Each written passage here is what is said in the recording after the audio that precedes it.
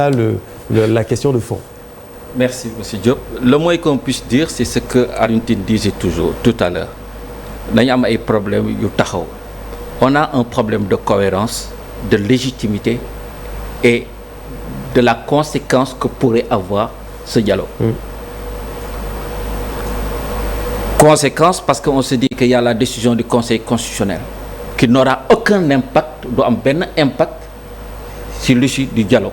Donc la question qu'on se pose, à quoi bon dialoguer su fekkee ne xam nañ ne au terme du dialogue li ñu fay jëlee amul légitimité amul conséquence par rapport à ce que dit le Conseil constitutionnel. À quoi bon dialoguer? Moi, c'est ça qui me pose problème. Deuxième problème, je ne savais pas que xaw moon ne jàpp date bii la méttee Sénégal wala ci àddina bi parce que les choses peuvent paraître simples. On vous demande dans les meilleurs délais lu mu gën a gaaw ak ñu mu gën a rafetee pour ñu bañ a dépasser le 2 avril su la ko Conseil constitutionnel waxee yow fi nga jóge waruñoo dépasser sax week-end bi tu reçois la décision le jeudi avec ton cabinet parce que en République choisir une date c'est pas quelque chose de facile, quelque chose qu'on prend comme ça à l'emporte-pièce. C'est tout sauf anodin. Tout à l'heure, on a entendu les gens, le président de la République, à la fin de son discours, parler des fêtes qui pourraient arriver, la politique qui pourrait arriver, qui pourrait constituer un obstacle, le ramadan qui pourrait constituer un obstacle, et la Tabaski pourrait aussi constituer un obstacle, et Tamkharit pourrait constituer un obstacle. Après, bon, il y a les Magal, etc. Il y a l'hivernage. Autant de fêtes au Sénégal, dans un pays qui célèbre tout, les fêtes catholiques, les fêtes musulmanes, etc. Mais on est parti pour 30 ans sans pouvoir organiser d'élections. Donc ça pose un problème fondamental.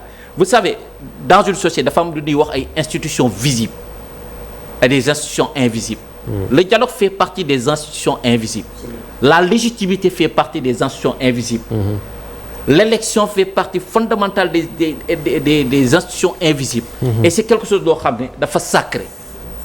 Lu sacré mooy lu nu nar a respecté. Nit ki di ngay respecté sa jàkk, di ngay respecté sa juma, di ngay respecté sa église, di ngay respecté sa texte. Noonu nga nar a respecté la constitution même bu la ko joxul nga téye ko ci loxo. Élection, légitimité, c'est des institutions invisibles. Et dialogue am na solo effectivement parce que au fondement de nos sociétés il y a le dialogue au début.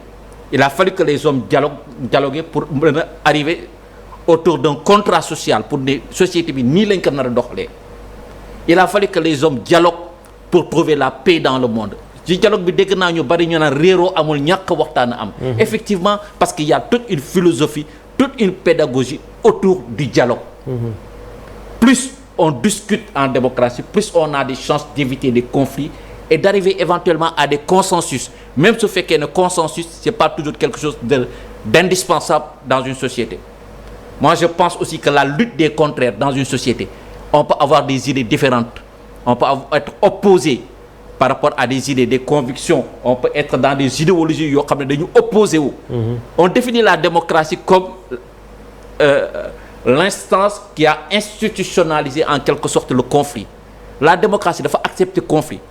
Le contraire, les différences, les idéologies, quelqu'un mën na ñëw réclamer ne man socialiste là, keneen réclamer ne man je suis un libéral. On peut être en totale contradiction, dialoguer dans les instances qui sont prévues dans nos sociétés. Il y a des instances totalement officialisées, les institutions de la République, mais le dialogue commence dans les instances de socialisation primaire, l'école, la famille, le quartier. Il y a beaucoup d'instances où les gens dialoguent tout le temps. Maintenant, ce qui pose problème, mooy su fekkee ne dialogue bi dafa nar a ñëw substituer wu ci décision du Conseil constitutionnel. C'est la boîte ouverte, c'est la porte ouverte à toutes les forfaitures, à tous les abus. Ça veut dire que la décision du Conseil constitutionnel amul benn njëriñ, n'est d'aucune conséquence. Alors que ça ne devrait pas se poser. C'est dans ce pays-là où les gens disent il faut respecter les institutions. Celui qui a en charge, ki nga xam ne loolu mooy liggéeyam. li ko conseil constitutionnel bi nga xam ne boo jàllee président de la république mooy ci moom ngay dem pour prêter serment lu ñu ko wax tu dois sauvegarder les institutions, tu es le gardien de la constitution, tu dois faire gagner peut-être l'or, etc. Il y a tellement d'attributions qui sont conférées qu'ils doivent veiller au respect du calendrier électoral. il y a quelque chose qui dépasse l'entendement loo xam ne xel mënu ko nangu. Et par rapport au Conseil constitutionnel li paradoxal mooy le président de la République lui-même dit que bu ñu déggoowul après le 2 avril moom dafay bind Conseil constitutionnel wax leen ci li mu xalaat ba pare jox leen yëf yi alors que là on n'accepte pas, en tout cas on n'applique pas les décisions du Conseil constitutionnel. Mais c'est ça la contradiction, c'est ce que je disais tout à l'heure. Incohérence, contradiction, absence de légitimité, inconséquence. À tel point, il a dit aussi quelque chose, loo xam ne dafa am solo. Dafa ne il faut être raisonnable. Il influence déjà le dialogue. On a l'impression qu'il a déjà sa position claire.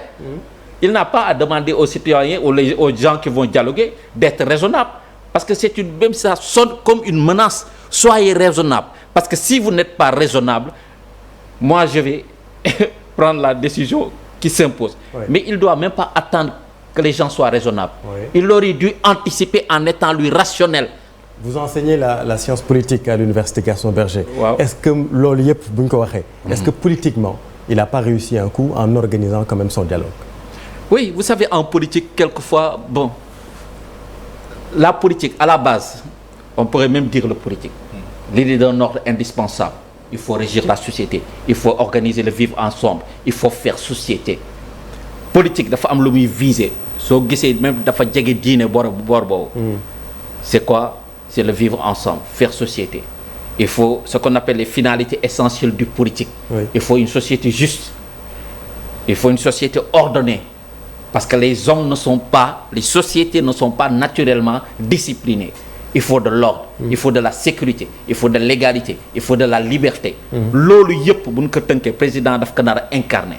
Effectivement, si on rentre sur le plan de la politique politicienne, oui. Quelqu'un peut dire effectivement il a réussi son coup.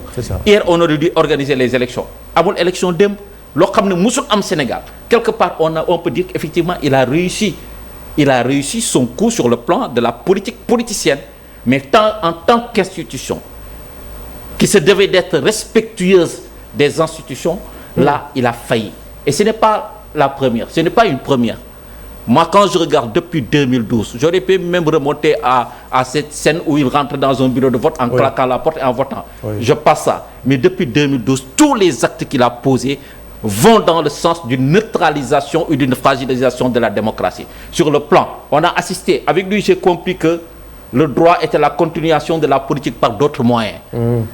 On a neutralisé les opposants par le biais du parrainage. On a neutralisé les canaux de communication, les téléphones, Internet, etc., etc. Tout à l'heure, j'ai entendu dégg naa kenn si ñu far ak moom. Naan Sénégal, il y a 30 ans, on avait tué un juge constitutionnel. 30 ans plus tard, on n'a pas tué un juge constitutionnel et on est en train de dialoguer. Donc, le Sénégal a avancé démocratiquement. Mais on ne mesure pas la qualité démocratique d'une société avec le nombre de morts qu'il y a eu. Et je lui dis qu'on a l'impression qu'effectivement, il y a 30 ans, il y avait un juge qui avait été tué. Mais depuis 30 ans, depuis 2012, à la faveur ou même à l'épreuve des événements, des manifestations, il y a combien de jeunes Sénégalais qui sont morts, qui ont pris les mers, qui ont été handicapés à vie, etc., etc.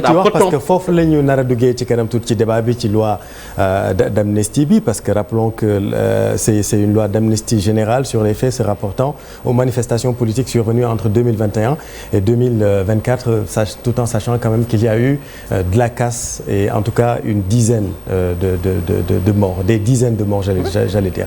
Souleymane lan nga jàpp ci message ci première journée bi